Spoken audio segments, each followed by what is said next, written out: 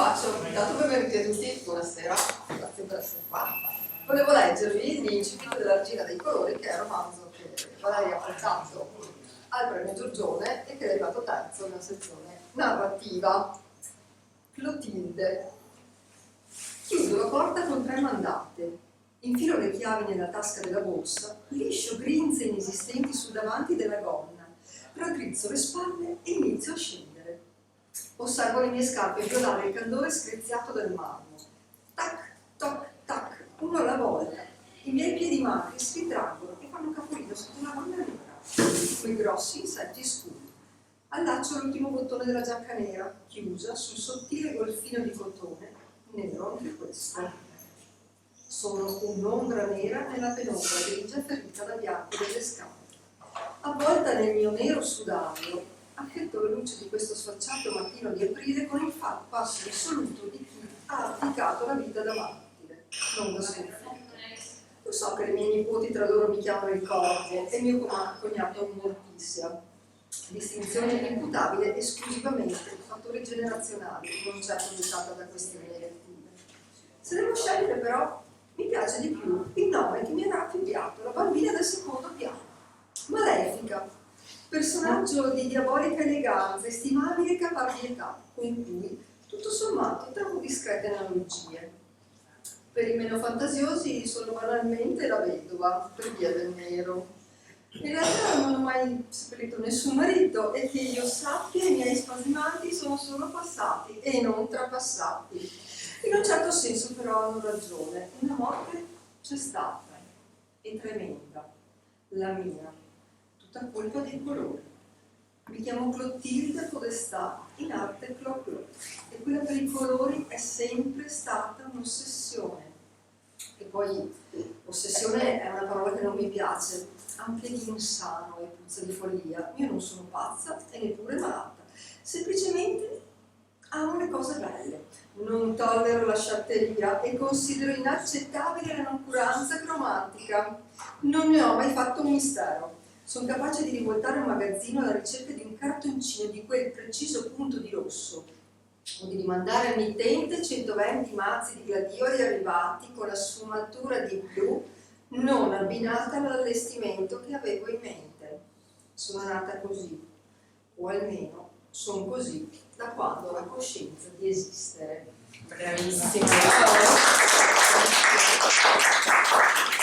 La Regina dei Colori, avete capito che è questa Clotilde Podestà, che è tornata in questa cittadina immaginaria, perché tu non le dai un nome, cittadina immaginaria sul mare. E che cosa fa adesso Clotilde? Cosa le è successo? Perché è tornata nel palazzo di famiglia, giusto? Giusto, intanto grazie, sono davvero contenta. Beh sì, Clotilde Podestà ha 60 anni, un poco più, per 60 anni della sua vita, come avete capito, ha duettato con i colori come Ginger Roger e Fred Astaire, e di colpo, per una malattia con un nome molto elegante che è acromatopsia da trauma, ha perso completamente la visione dei colori, vede solamente bianco e nero e sfumature di grigio, che come sostiene lei sono ben più di 50. E quindi niente, torna indietro, torna nella sua cittadina natale, dove vivono le sue sorelle, i suoi nipoti, dopo tantissimo tempo, e quindi irrompe in questi equilibri veri o presunti, però come se il fatto di aver vissuto così immersa nei colori fosse in un certo senso stata sempre distratta, e adesso che i colori non li vede più, magari comincia a vedere sul serio. Nel libro tu non dici mai cosa le è successo, è un mistero che, nonostante questo sia il tuo primo libro di romanzo di narrativa, il mistero di cosa abbia causato questa acromatopsia non si dice per tutto il romanzo. Non sono fine? Chi lo sa? Praticamente Clotilde si vede rivoluzionata completamente la sua vita, dall'essere davvero un lavoro prestigioso, super pagato, con clienti famosissimi, reali, in Inghilterra, principi, principesse, attori di Hollywood. Lei rifaceva la casa a tutti, metteva con un niente, aveva la capacità di creare da, non so, mi viene in mente una cantina buia, un salotto di quelli da copertina. Ovviamente dopo questo trauma il suo lavoro non lo può più fare. Il fatto che sia tornata nella casa di famiglia scompagina tutte le carte di una situazione che era tranquilla, tutto sommato. Lei ha altre 2 sorelle, giusto? Più o meno della stessa età. Con le quali però... Ma perché il fatto poi che sia ambientato in una cittadina di provincia non è un caso, perché forse più di ogni altro è un luogo dove si respira e si è sempre respirato un certo modo di pensare e di fare. Clotilde è la sorella di mezzo, ma le sue sorelle più o meno hanno la sua stessa età, e una la più grande, diciamo che in questo ruolo di si è sempre fatto così, ci si ritrova, anzi che dà sicurezza. Non ci sono veramente queste persone. Sì, è vero, no? Che restano nel loro ruolo, ma ci stanno bene. Anzi, se provi un po' a sgretolare quelle si sentono perse o le cose le scappano di mano. L'altra sorella, Mafalda, invece è un po' borderline, tra il compiacere e quindi continuare a comportarsi come uno ci si aspetta o si aspetterebbe, e anche scalpitare, quindi un po' le fa venire nervoso questa sorella che ci ha preso su e ha fatto la sua vita ed è andata. E il fatto che tutte quante portino un nome da principessa, quindi Aurora, Mafalda e Clotilde, la dice lunga sulle aspettative familiari. Per cui questo ritorno di Clotilde in un qualche modo scompiglia e porta a galla tutti poi anche i piccoli grandi segreti, i rancori che diciamo che nelle famiglie spesso fanno tana e mettono radici. Adesso lei è andata a fare la bella vita, tra virgolette, che poi non è prestigioso, quindi di sicuro non era una che si risparmiava. Ma secondo le sorelle lei è andata in giro per il mondo a fare la bella vita e loro si sono curati i genitori, che poi sono venuti a mancare, e quindi non è vista di buono. Infatti i soprannomi che ne hanno affibbiato dicono lunga sull'accoglienza che le hanno riservato, però ovviamente lei si veste di nero perché non vedendo più i colori, giusto per non rischiare di vestirsi. È una domanda, è una patologia che esiste veramente, che ho scoperto quando ho incominciato a diagnosticare queste storie. In realtà prima non lo sapevo. Ho provato per chi soffre di questo. Sì, ma c'è una curiosità. Sì, lo dicevo ieri sera, l'ho scoperto, poi una volta che è uscito il libro mi sono arrivate tante notizie relative a questa malattia, e c'è un'isola del Pacifico, quindi immaginate un'isola del Pacifico con tutti i colori, dove tutti gli abitanti soffrono di questa malattia, quindi vedono tutto in color seppia, rosina, sì. Tu pensi essere in un'isola del Pacifico e l'altra sera ho detto magari il pioltello è uguale, no? Il profumo dappertutto. Insomma, se qualcuno di pioltello è all'ascolto mi dispiace, ma quello è l'isola del Pacifico e vedere tutto grigio deve essere una cosa veramente straniante. E anche riguardo al fatto che io l'ho immaginato che il non vedere più i colori Clotilde riuscisse a arrivare di più all'essenziale, no? E persone che soffrono di questa malattia che poi mi hanno scritto leggendo il libro mi hanno confermato che in effetti trovandosi di fronte alle persone questa mancanza di colori è ancora più asciutta rispetto a una fotografia in bianco e nero, per cui a loro sembra di percepire con maggior forza le espressioni di chi si trovano davanti, come se quasi potessero leggere meglio ciò che accade, no? all'interno delle persone, i loro pensieri, le loro emozioni, le loro sensazioni. Proprio forse per via di una cosa stranissima. Sì. Bisognerebbe provare con gli occhiali, ci sono occhiali per i daltonici per riuscire a vedere bene. Occhiali per vedere bene. Il romanzo è un romanzo corale e ci sono tantissimi personaggi. Abbiamo nominato le sorelle, ma ci sono solo dei nipoti, giusto?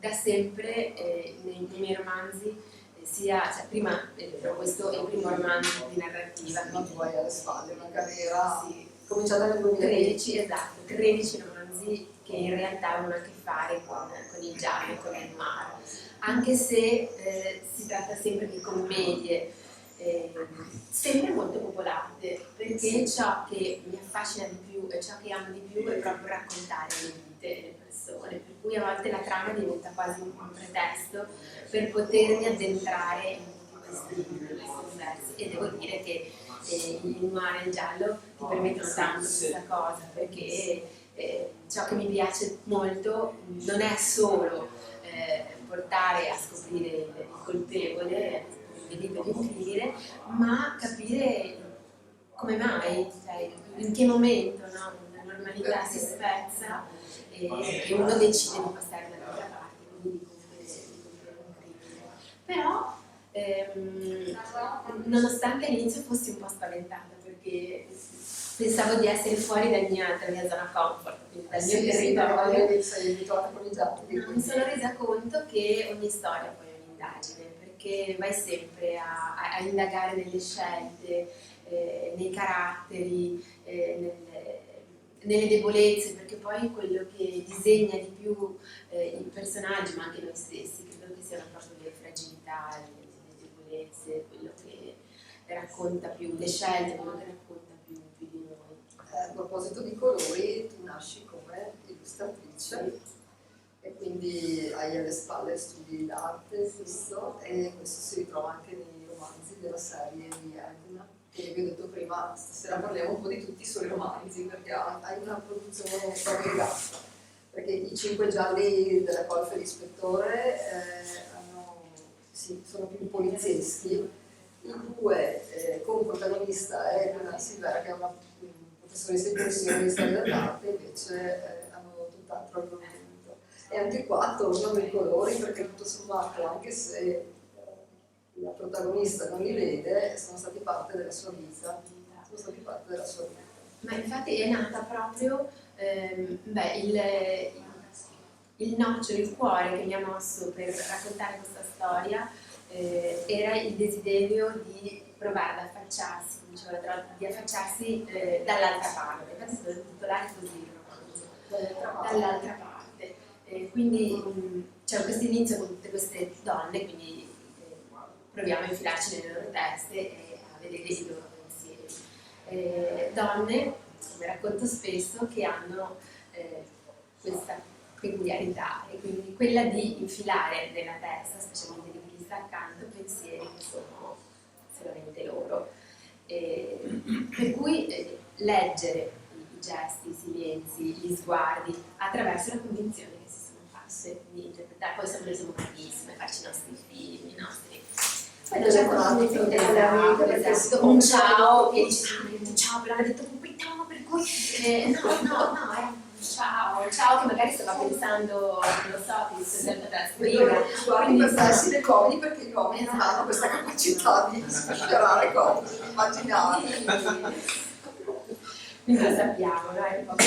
E a un certo punto poi dal romanzo ti affacci dall'altra parte, quindi incominci a capire in realtà queste persone che cosa pensano il fatto di andare avanti e vivere magari per un lungo tempo con delle convinzioni che in tutto sommato condizionano la nostra vita e anche il nostro rapporto con queste persone. Quante volte sarebbe bastato un chiedere o un provare a scavare un po' di più, perché c'è un motivo per cui con una delle sorelle c'è un astio incredibile che poi verrà fuori nel corso del romanzo, ma tranquilli, viene fuori tutto. E c'è tutto, è come un iceberg, c'è tutto sotto, però poi poi si va a scavare sotto. esce tutto, esce Lui ho provato a immaginare cos'è che avrebbe potuto spezzare, no? Incrinare una vita tanto da farla tornare indietro ed avere questo desiderio di ormai non ho più niente da perdere e io chiedo, vado a fondo, no? Ed è così che ho scoperto l'esistenza di questa malattia, anche perché mi chiamano, chi mi conosce mi chiama cromomenosa, per cui potete cromomenosa, cioè una che rompe le scatole con i per l'abbinamento dei per gli colori. abbinamenti dei colori. Quindi io sono quella, ad esempio, che abbina le mollette ai panni stesi, cioè non solo le mollette fra di loro, ma anche, ecco, non avete idea di quante persone vengono a fare con questa. Io ho questa cosa, poi ho cercato di smettere perché capisco, cioè chi mi stava accanto che vedeva che io frugavo, che mi sembrava una cosa psicopatica. Così li ho presi di legno per saperlo che non sono neanche. Gliel'ho preso io di legno. E mi è rimasto veramente qualcosa di importante. Sì, le mollette dei panni. Ormai chi va a fare la spesa sa che la carta da cucina va comprata bianca. Perché la libreria in casa hai come dorsi, no? i dorsi no, perché lì mi piace variare perché vanno allora a seconda della Sai Valeria che noi abbiamo la cucina intonata ai divani ed è tutto così.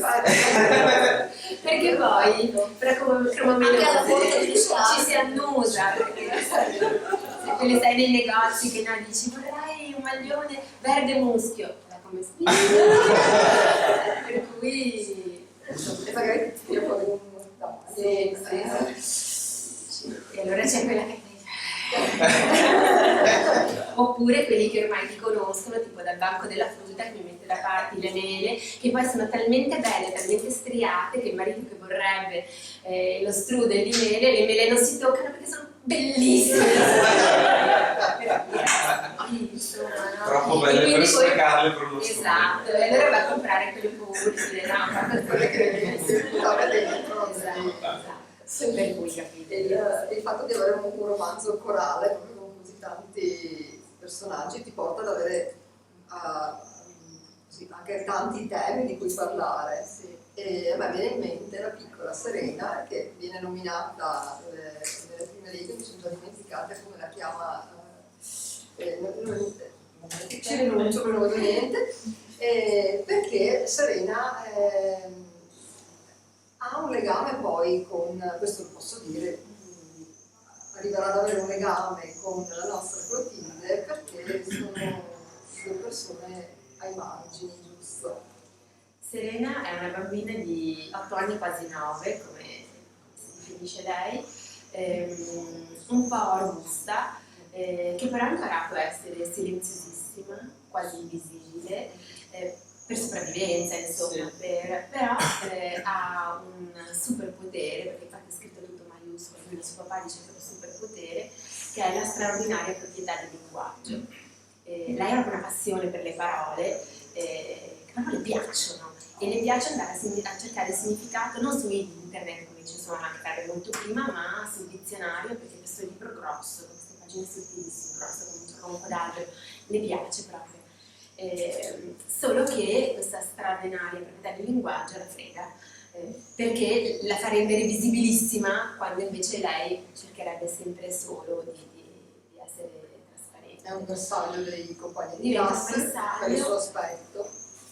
Però nello stesso tempo lei è riuscita anche a trasformarlo in una forza, un po' per questa magia che hanno i bambini di riuscire a vivere anche le difficoltà con una sorta di occhio speciale.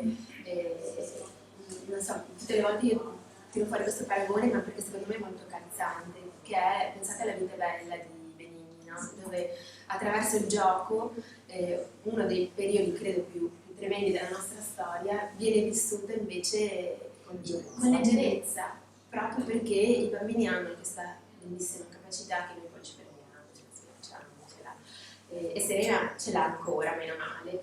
E quindi questa sua straordinaria proprietà a un certo punto le viene utile perché durante le mattinate scolastiche, bambine che non la considerano, poi magari spostano i banchi, la lasciano lì in mezzo da sola, ma lei è velocissima a fare i pensierini, per cui si rende conto che può spacciare i pensierini in cambio di merendine che lei sono proibite, perché ha questa mamma magrissima, bellissima, che però la tiene a stecchetto, no? Dice che i bambini per essere carini devono essere magri.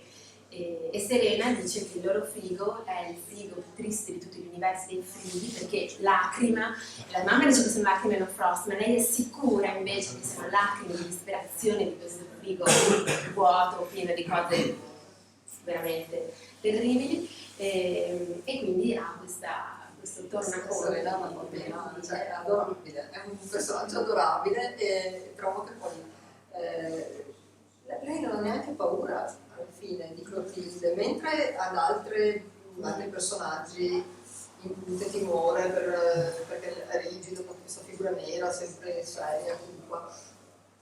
Serena non va oltre l'aspetto fisico di Clotilde, ma forse perché anche lei si sente fuori posto per il suo aspetto fisico e guarda oltre, diventano amiche perché Clotilde la prima volta che la vede poi per vicissitudini varie c'è Serena che tutti i giorni aspetta, scende dal pulmino finta che ci sia la mamma e si siede sullo scalino del portone aspettando in effetti che la mamma arrivi. Per cui Clotilde all'inizio la chiamava Villa Schnauzer perché non è una cosa sempre lì, anche perché Clotilde non è che ha così grande trasporto per i bambini, che sembrano noiosi, poco interessanti.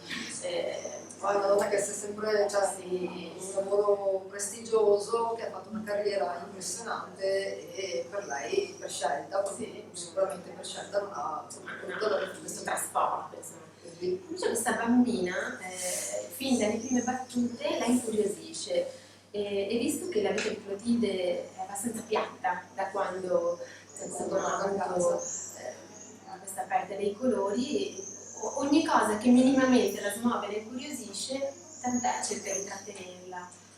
E così nasce questo rapporto un po' particolare tra un altro personaggio che la incuriosisce è il signore giapponese che cura il giardino.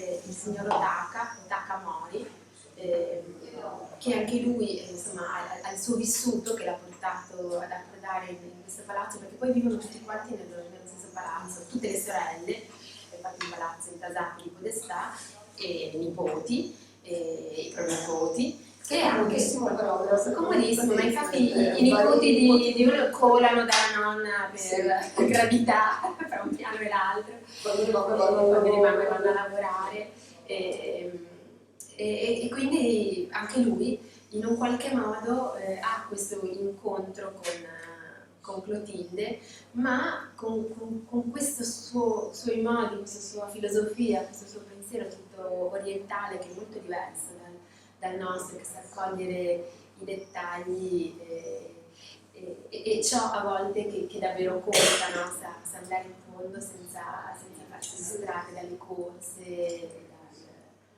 e quindi sono due persone che in un certo qual modo equilibrano bianco e nero praticamente, perché esatto. che ha avuto questa vita impressionante di successi si trova poi a dover interagire con un uomo che invece si perde a guardare il ragno che scende sulla tela, così è molto poetico come personaggio. Credo da una che i ragni hanno un terrore fotonico, però sono animali sicuramente affascinanti. Va bene. Io però volevo parlare anche di Abbaiare della Luna, lo so che questo è un altro con cui avete introduzione, ma che fatti con una coppia, dai, parliamo un po' anche di questo. Prima ho detto, così a passare, che la tua serie più fortunata di gialli, 5 libri che avevano come sì, ma anche tutte le volte devo contarli, quindi capisco. Li ho letti tutti pure, vabbè, sì, e quindi 6 chiare. come protagonisti Jules e Alma, che sono un ispettore di polizia piuttosto spigoloso, piuttosto antipatico all'inizio, abbastanza rude, ecco. E Alma che è una donna delle pulizie, e voi altri penserete cosa c'è zecca una donna delle pulizie in un romanzo giallo, cosa c'è zecca? C'è zecca Spieghiamo. tantissimo. Tra l'altro l'idea è nata proprio prendendo la polvere, credo che sia la vita domestica che detesto di più con tutte le mie forze, perché sono talmente inutile. Perché poi comincia. Sì, no, poi. Ma un po' tutte le cose domestiche sono un po' inutili, perché ogni cosa che cucini poi viene digerita, mangiata, cacato, lavato, cioè nel senso. I letti, rifare i letti, che tanto la sera Esatto. Vabbè. Però è anche vero che una colf, una banda delle pulizie, è quella che si infila nelle vite dei luoghi che pulisce, quindi ne scopre i segreti, ne scopre le manie, anche dalla spazzatura, da come tengono in se ne mettono o meno il tappo del dentifricio, in tante piccole cose. Poi lei è una persona sensibile, che legge molto tra l'altro, quindi ogni volta è come vedere nascere delle storie. Ha una cultura impressionante. Lei ha fatto questa scelta di questo tipo di lavoro perché ha 2 coppie di gemelli in adolescenza, il marito è partito per l'Australia per lavoro e gli è rimasto, si è fatto una famiglia, per cui lei si è trovata, gli ha lasciato in carico la suocera. Tra l'altro non è anche facile gestione perché è una diversamente cedevole, lombrosiana. Però una suocera che tutto sommato non è nell'accezione che abbiamo tutti della parola suocera. Una donna impegnativa, ma non impegnativa, ma non legale. Non da suocera. Esatto, non da suocera. Per cui Alma si è trovata a scegliere, abbandonare il lavoro che aveva e dedicarsi a questo proprio per stare più vicino alla sua famiglia, quindi poteva scegliersi gli orari, quando andare a pulire e questo le permetteva di essere presente. E poi tutto sommato mi piace proprio per questa capacità di rimettere le persone. e a volte rendersi conto del proprio potere, no? Perché se si trova davanti ad esempio a tracce conclamate di un tradimento, ad esempio, sa che con un colpo di spugna può far sì che tutto continui come se niente fosse successo, se invece lascia qualcosa queste vite potrebbero prendere mettere un orecchino trovato tra le lenzuola esatto, che messo in tasca oppure metterlo e sul comodino. quindi è una responsabilità grande, sai, la suocera le dice che non dovrebbe assolutamente, neanche Dio si mette in mezzo alle vite come può far lei. E durante la prima indagine questo ispettore valdostano trapiantato in Liguria, anche lì per scelte familiari, se la trova davanti. Era acqua passata. Era acqua passata. Pioveva, ecco, pioveva. Era proprio ambientato quando c'è stata l'alluvione a Chiavari. Giusto per vicino. E quindi quando la incontri dice, caspita, cioè, con una come lei io riesco a bypassare tutte le burocrazie, tutto quello che oggettivamente non posso. Immaginate una come Alma Boero che con la famiglia, col carico familiare che ha voglia di farsi pelagare da questo ispettore. Poi però inizialmente parte con il gatto, poi però ci prende quasi gusto perché si rende conto che in quei momenti è proprio lei, non è la mamma di ma è lei, Alma, con questo suo sguardo speciale. E quindi insomma per 6 romanzi vanno avanti, poi mi ero imposta io che fossero 6 e non uno di più per non annoiare, per non annoiarmi, ma nel quinto romanzo per non annoiare però insomma io ho visto post di gente a lutto quanto tu hai perché sarebbe stato l'ultimo romanzo con Alma e Jules. Alma e Jules nell'ultimo vanno in Val d'Aosta perché questo tronco d'uomo, tronco nel senso perché proprio è spigolosissimo, è di una, non so, di primo acchito non è anche molto simpatico, invece in realtà hanno un'indagine in Val d'Aosta da dove lui proviene. E qui parte lo spin-off questo è uno spin-off della corte dell'ispettore, in quanto c'era la protagonista di questo, la poliziotta, la protagonista di Abbaiare la Luna, compare per la prima volta nell'ultimo romanzo di Alma e Giulia. Sì, peggio per chi resta.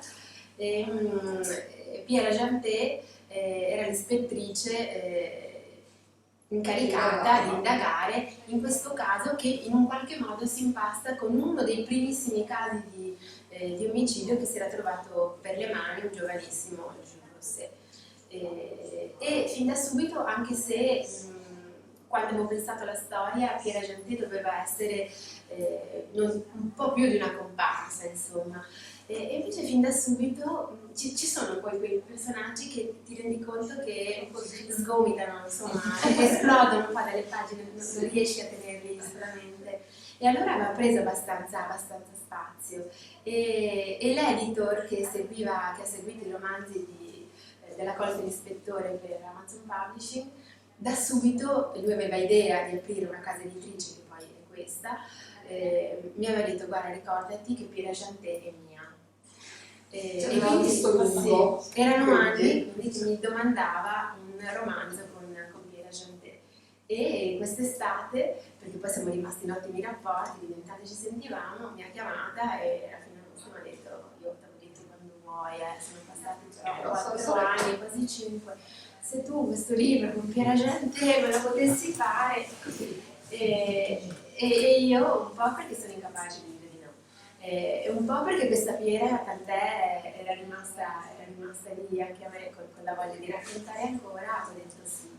Poi quando ho messo giù ho detto: ma sono difficili, cioè devo mettere, quindi l'ho dovuto incastrare. Avete attaccato a fuoco perché sì, probabilmente avevo appena scritto questo e dovevo scrivere il terzo della serie di Erna, quindi sei riuscita cominciare.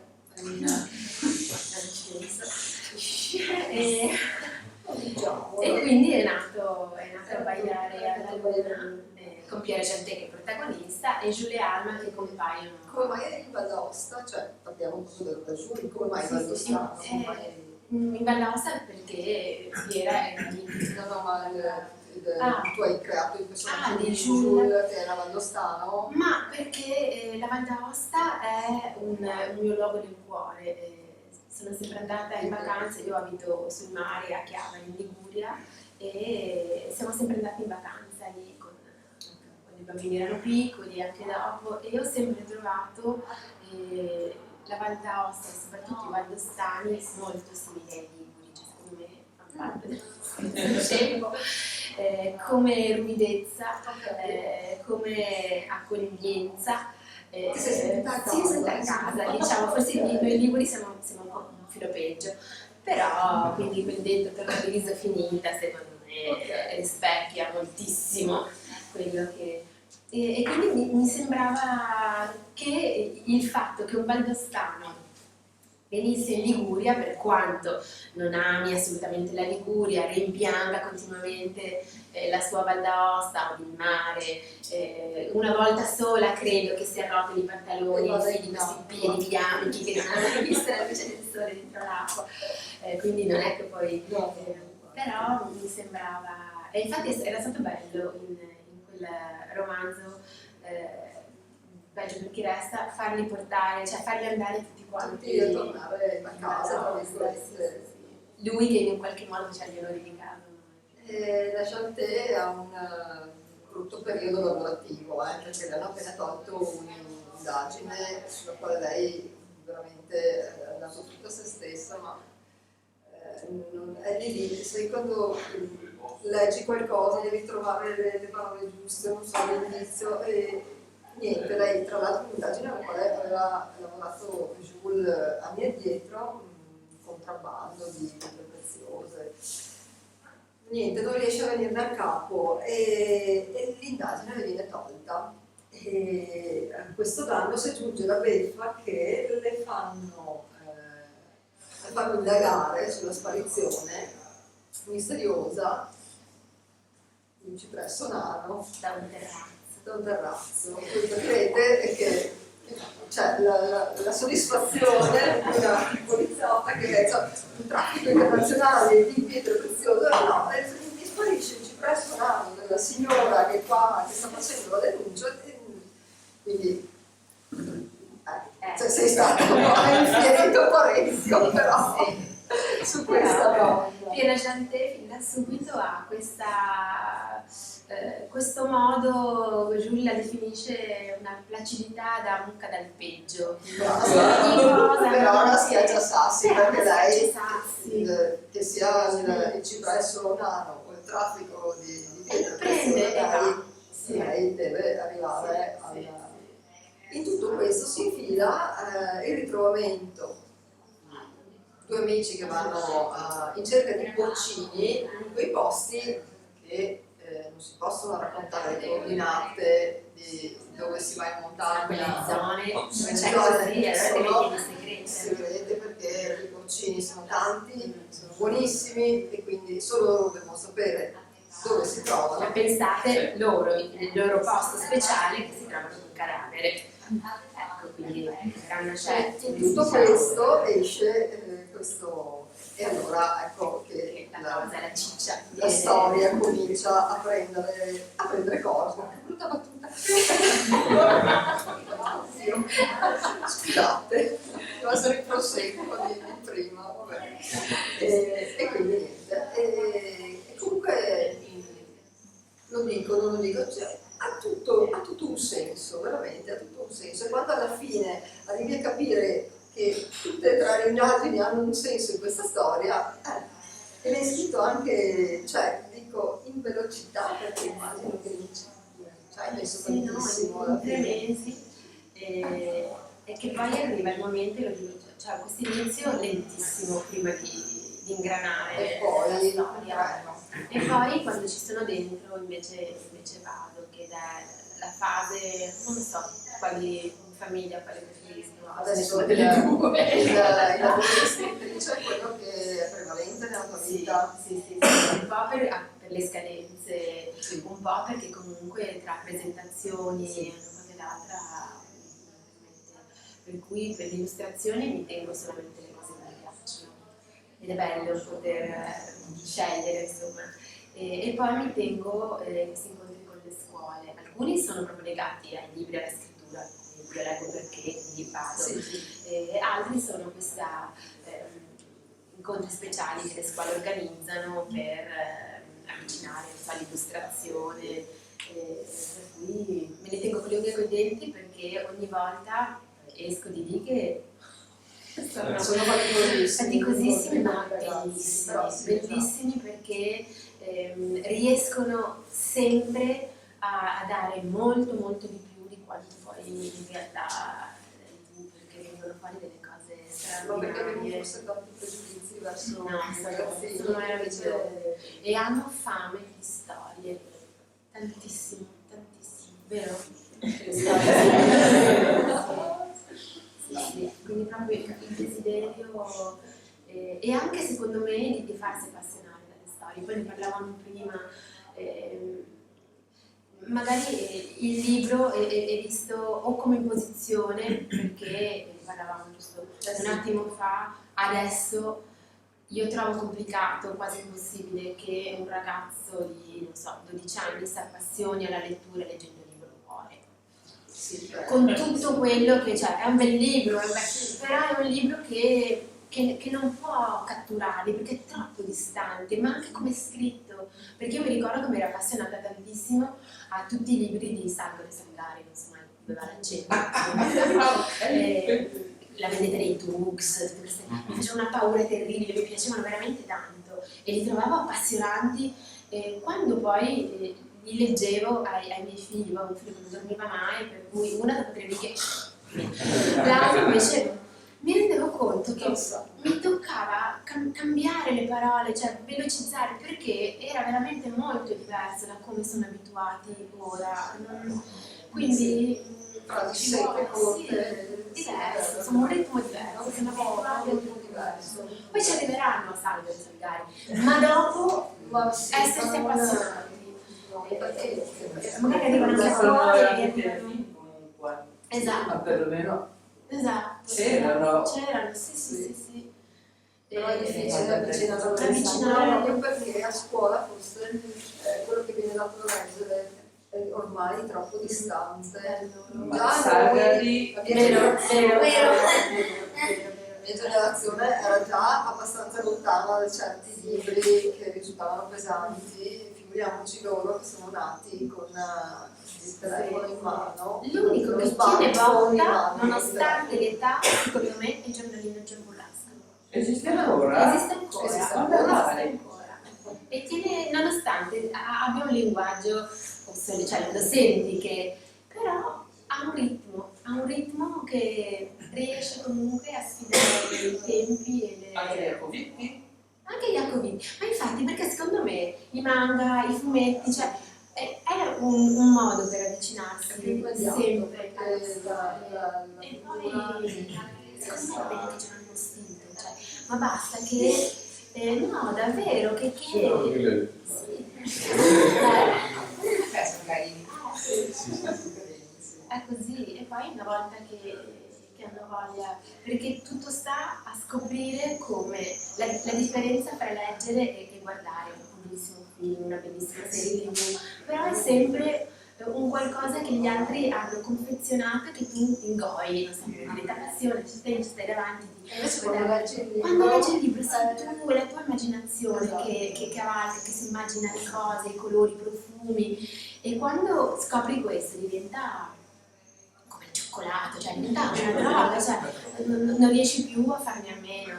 E allora degli amici che vanno, dei due che vanno in cerca dei porcini, quando sono in macchina lui apre il caffè alla grappa, che cioè io lo sentivo, no? Cioè apri e senti l'odore del caffè alla grappa, che tanto. Mirna porti sempre via il caffè con la grappa. Sempre. Quando vai in gita non c'è gita senza caffè con la Dei tuoi libri uno è anche approdato al cinema, a Sì. proposito di film, Il morso del Ramarro. è diventato un film con una piccola casa di produzione ed è stato molto divertente, devo dire, un po' perché mi hanno coinvolta Ce l'hanno girato con un pezzo del film in casa. in casa. Ora, quando perché vedi Sì. è stato, insomma, hanno deciso di era quel momento del Covid, nella seconda ondata in cui c'era l'apri e chiudi, per cui dovevano cercare per girare le scene dei luoghi che fossero gestibili anche in caso di chiusura, con tutte le precauzioni del caso. Per cui quando mi hanno chiesto se la casa della protagonista poteva essere la mia, io sì, non avendo la più pallida idea di che cosa significasse avere una troupe di 30 persone con tutta la roba che potete immaginare in una casa più normale, perché abbiamo un appartamento normale. Avevo gente ovunque, cioè sembrava ovunque, c'è quella di il marito è scappato. Il gatto l'abbiamo dovuto mandare a pensione dai miei, per immaginare un gatto, Sono rimasti i figli, uno a fare lo stage per scenografia, l'altro per fonico, e quindi sono anche lì, ed è stato però terribile, cioè staccantissimo. Le riprese sono durate 3 settimane, in casa mia una settimana, in casa nostra una settimana, però dal mattino fino alla mezzanotte, però è stato divertente, non so, il libro, vi detto che la Tu hai fatto anche un cameo. muta, sì. Devo fare una prof un po' carogna in un esame universitario. E la troupe si spostava da Genova a Chiavari, dove sono state girate le troupe per tutte le scene, e ci sono una quarantina di chilometri, no? Secondo giorno di riprese, i furgoni della troupe capolavoro, no, niente. E c'erano 2 truccatrici, una truccatrice che era proprio una truccatrice di scena perché uno degli attori a un certo punto aveva un incidente per cui dovevano fare inservire, eccetera. L'altra è proprio la truccatrice delle luci, e questa delle luci di lavoro trucca i caratteri per la negrità stella come la protagonista della Stefania Crepaldi. Prendi spunto Stefania. Per cui secondo Giorni di Imprese cosa si fa? Cosa si fa? Poi la riduzione era piccola, quindi perdere dei giorni significava perdere un sacco di soldi. E allora Luca dice, timidamente, dice ma io posso chiedere al mio capo. E quando ha detto al mio capo, lì per lì nessuno ha focalizzato il lavoro del suo capo, no? E dice, poi tutta questa roba, sì, lui disponibilissimo, vi do il furgone da 3 bare, per cui hanno girato un film con il furgone delle pompe funebri Giovanelli, che non ringrazieranno alla no, perché pietosamente hanno appiccicato sopra un adesivo semi-morso perché avevano paura della gente, no, scaramantica, mani che si muovono. Al film si vede scomodo. Sì. Ho girato per le sale. L'ho visto volentieri, così come vedrai volentieri una serie TV con Anna Schul. Questo. Ma Insomma, non si può dire niente perché sembra un segreto peggio della casa, ma insomma c'è una chissà, c'è grossa un casa di interesse. produzione che ha fatto l'opzione, vediamo poi 2 anni di tempo prima che si muova. Anche la Regina dei Colori si presta benissimo a diventare Lì film. sì, ci sono state molte richieste. Perché il romanzo è conclusivo, per cui c'è un grandissimo colpo finale, per cui voi che avete in mano il libro cadete dalla sedia anche là. Come si diceva prima, nonostante si tratti di un giallo, insomma poi alla fine si va sempre a indagare, per cui sì, poi essendoci tanti personaggi forse diventa anche divertente raccontarli. Invece il personaggio di Elsa, che è questa insegnante in pensione di storia dell'arte e galline, come ti è venuta Elsa? Ma era da tanto che avevo il desiderio di infilare l'arte in un romanzo giallo, perché secondo me l'arte ha proprio, poi tra l'altro era già nato in un qualche modo, che è quello poi che ha mosso Rizzoli per cercarmi in un libro che ci sarà la ristampa giusto a novembre, penso di quest'anno, che era La mossa della Cernia, dove già l'arte in questo senso era molto presente. Rizzoli l'aveva letto, e poi era il momento in cui si era divisi Mondadori e Rizzoli, per cui poi non si era fatto nulla, ma mi hanno cercata in virtù di quello, per cui quando mi hanno proposto una serie per loro, io avevo questa idea già da un po', mi avevano detto ma pensati qualcosa, no? Così ci incontriamo, e io ho detto ma io mi propongo di metterci l'arte perché mi piacerebbe.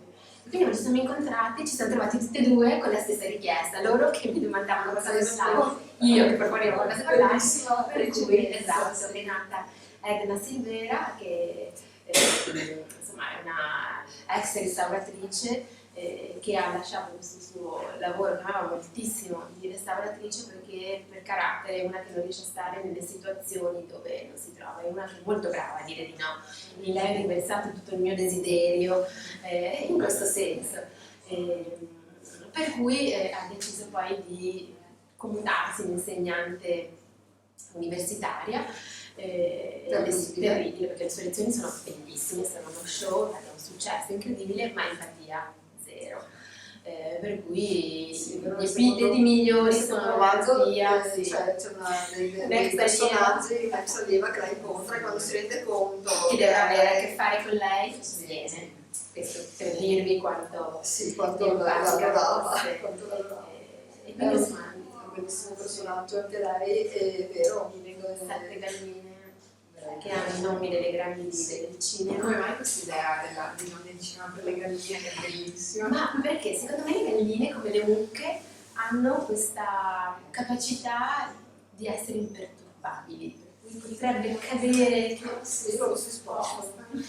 E le galline secondo me hanno una grande classe e un grande carattere e sono molto espressive, per cui le galline di Edna hanno, cioè le chiamano come le dive del cinema, ma con cognizione di causa, perché c'è, non so, la volitiva scarmigliata Magnani, la rossa e seduttiva Rita Hayworth, l'elegante un po' altera Greta Garbo, quindi la svampita Marilyn, quindi hanno che sono un po' il momento di pausa. Sì, ma confermo perché a casa mia ogni tanto passa una gallina bianca che è lì vicino. Io me ne ricordo. Sì. Ovviamente passa sempre quando io non ci sono, le cose più interessanti quando io sono in ufficio, il coniglio, vabbè, e la gallina che è imperturbabile, passa in mezzo ai gatti, lei Proprio. proprio se ne frega. E poi hanno questa passione per la musica degli anni 70, quindi Sì. spazio per gli ABBA, per Fausto Leali, per i Mattia Basarba, ero più bene. Quindi sì. E poi c'è l'arte. Adesso il progetto prossimo immagino sarà il terzo libro. Il terzo libro, e ogni romanzo ha un colore a fare da filo conduttore. Esatto. Nel primo era il giallo, il secondo il rosso, questa volta sarà sarà il bianco, Non cincischiare.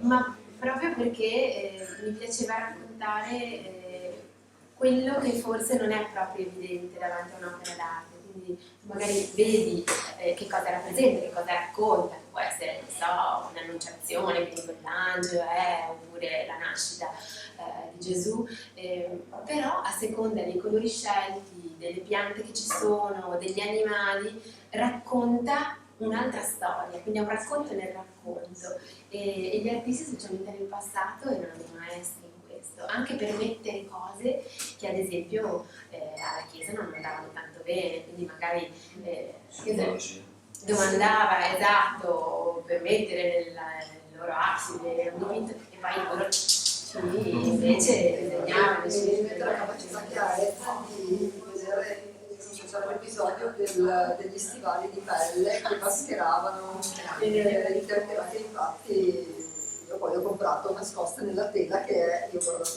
tutta la bibliografia dietro in fondo al romanzo e ho comprato quello perché appunto c'erano un sacco di racconti di opere d'arte che nascondevano delle cose. Nei romanzi di Ian esce benissimo questa cosa. A me piace trovare gialli originali dove magari c'è chi va a fare l'investigatore, è una persona comune, un poliziotto. Non so. Poi lei per mestiere non ha fatto altro che dedicarsi ai dettagli, no? Per cui era abbastanza naturale che fosse in grado di capire e cogliere. Se qualcuno ha delle domande, No, è il libro si chiama Abbaiare. Oh, bella domanda. Dunque, in tutti i libri dei precedenti protagonisti, che erano la Cogite dell'ispettore di Arma e Jules, ogni libro aveva un proverbio come titolo. Un po' perché il primo era nato così, perché era acqua passata non macina più, che però vuol dire tante cose, come tutti i proverbi, no? Hanno anche un significato che non è solamente il significato che è più evidente. E uno dei personaggi, che è questa suocera di Alma, l'Alfonsina, li usa molto i proverbi durante tutte le storie. Per cui da lì era nato che ogni romanzo avesse come titolo un proverbio che un po' anticipasse o raccontasse quello che c'era nel romanzo. E Abbaiare la luna è nato così, è un proverbio perché abbaiare la luna è un po' come urlare in vano, come urlare senza essere ascoltati, che è quello che succede specialmente a un personaggio della storia, ma un po' a tutti, perché volente o nolente nella vita spesso ci capita magari di parlare con la sensazione che nessuno ci stia ad ascoltare, no? E allora è così che è nato. Perché poi i proverbi sono belli, perché nascondono tante storie. No, grazie a voi, grazie. Quindi Edna, quindi sarà l'ultimo libro che devo scrivere. Ma no, adesso vediamo un po' perché ci sono anche tante altre idee, quindi non so bene se prenderà una strada o un'altra, però l'idea è Tu già in testa che cosa scriverai, nel senso che la storia l'hai sì.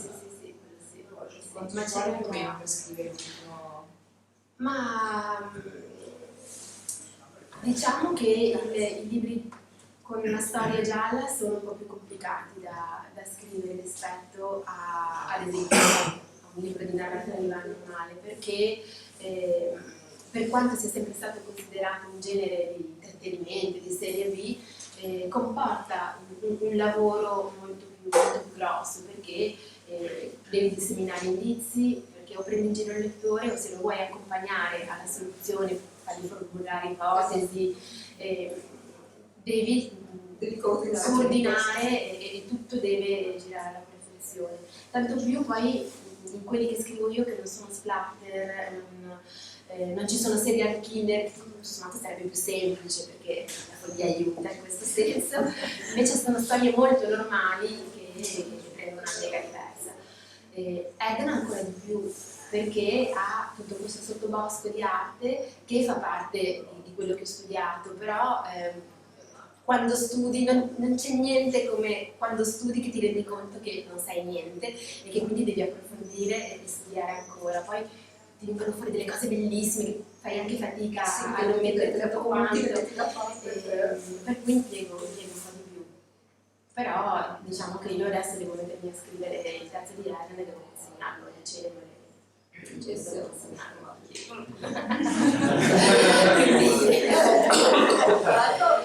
I romanzi sono autoconclusivi, però c'è una trama sottostante che riguarda la vita di Eden, che insomma ritornerà nei vari. Sì, ma un patologo è comparso. Sì. Ed è questa linea lunga, diciamo, che è quella che poi deve in un qualche modo unirli tutti quanti e che avrà poi a che fare con il passato della protagonista, che spiega anche poi molte cose. Perché sono curiosissima di vedere come proseguirà. Bene, grazie.